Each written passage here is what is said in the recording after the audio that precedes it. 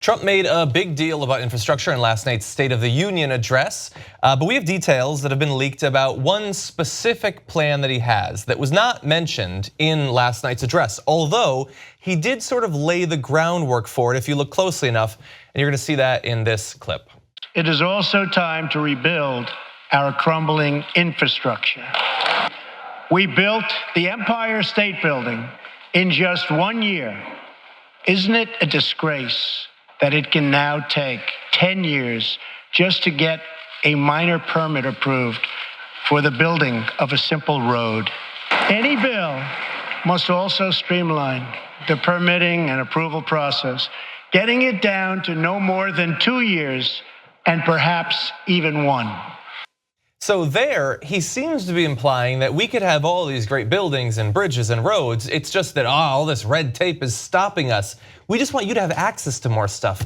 But it turns out that that might not actually be the case. According to a leaked draft of the infrastructure plan obtained by the Washington Post, which is fake news, the administration is considering proposing changes to the approval process for natural gas pipelines that cross National Park Service-owned land.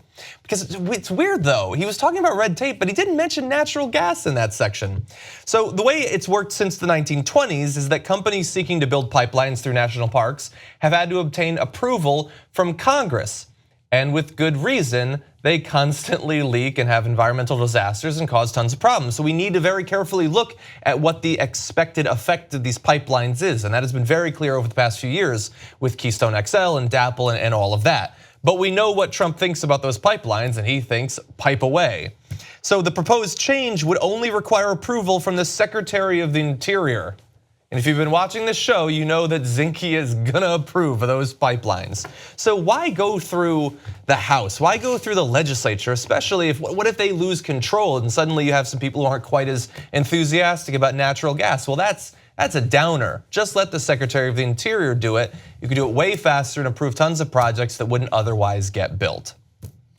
Well, there's another aspect of this too, because if it's going to go through some national parks in particular states, the senators in those states might get a lot of heat from their constituents and not want to do that. In fact, when they originally had a plan to destroy some of the national parks that were in Utah, Jason Chaffetz, back when he was in the House earlier in this term, said, "Oh yeah, that's wonderful. Let's just sell them all off."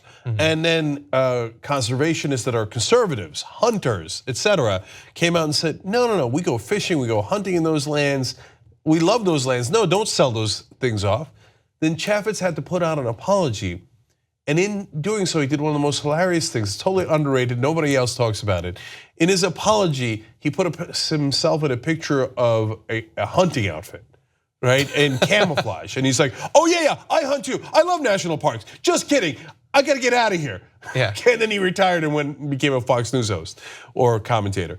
So that's why it might be really unpopular, even with conservatives.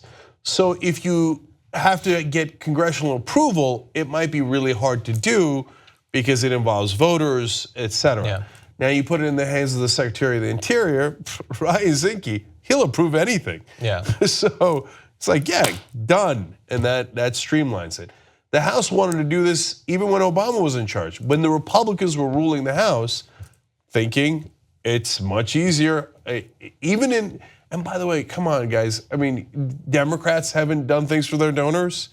Like if you're trying to look out for the fossil fuel industry or donors in general, you want the executive branch in charge so that they could just make it happen. Make it happen with as little scrutiny as possible. Yeah. And especially if you get a Republican president, those are all going to get approved. Yeah. So that's what's happened now. And that's why, I mean, this is an area with infrastructure where he's been talking about this $1 trillion, $1.5 trillion plan for literally years now. And some people think, well, maybe this is an area where Trump isn't going to totally screw us.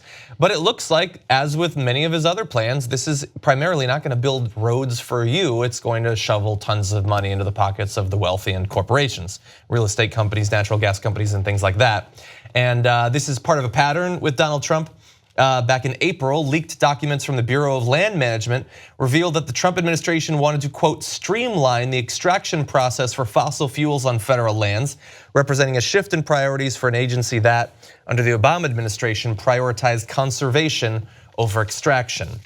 But that should not be a surprise, because the running theme since the initial confirmation hearings the Trump administration started were, you take an organization and you put someone in charge who's going to do the exact opposite of what its purpose is, what its mission statement is.